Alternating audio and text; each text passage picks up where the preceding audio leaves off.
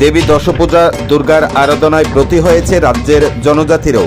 গোলাগাড়ি বিধানসভার জনজাতি অধ্যুষিত গাবর্দি এলাকা প্রবহমান কালের সনাতনী সংস্কৃতির আধারে সমৃদ্ধির পথে এগিয়ে যাচ্ছে। পূজা মণ্ডপগুলিতে সাবেকিয়ানার অপূর্ব নিদর্শন পরিলক্ষিত হয়। মঙ্গলবার সকাল 11:30 দুটি মহিলা পরিচালিত পূজা সহ আরও কয়েকটি পূজার শারদ অর্ঘ্য প্রদান করেন রাজ্য যুব মোর্চার সভাপতি তথা বিশালগড়ের বিধায়ক সুশান্ত দেব।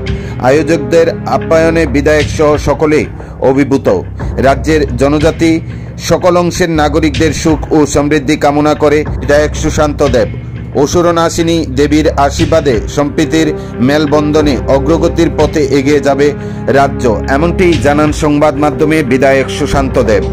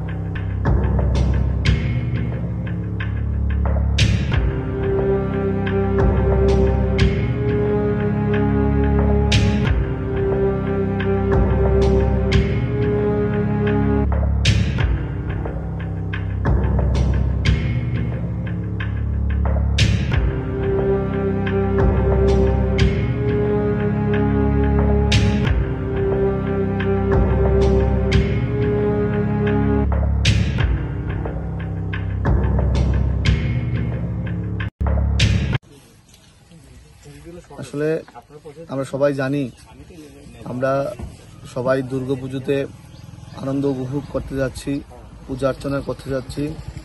আজকে আমাদের জেলার বিভিন্ন জনজাতি এলাকায় আমাদের জনজাতি ভাই বোনেরা মিলে ওনারাও খুব জাঁকজমকপূর্ণভাবে দুর্গাপূজা আয়োজন করতে যাচ্ছে। তো আমরা সাধ্যমতো ওনাদের পাশে দাঁড়াই এবং ওনারা যেন দুর্গাপূজাটা খুব ভালোভাবে করতে পারে পাশে থাকার চেষ্টা করি। আগামী দিনেও প্রত্যেকটা এলাকায় আমাদের এই পূজা আরও বেশি করে হবে এবং মায়ের কাছে প্রার্থনা করি প্রত্যেকের জন্য যেন আমাদের সুখকর হয়, আমরা যেন সবাই মিলেমিশে থাকতে পারি, আমাদের মধ্যে যেন হিংসা হানাহানি বিদ্বেষ না থাকে।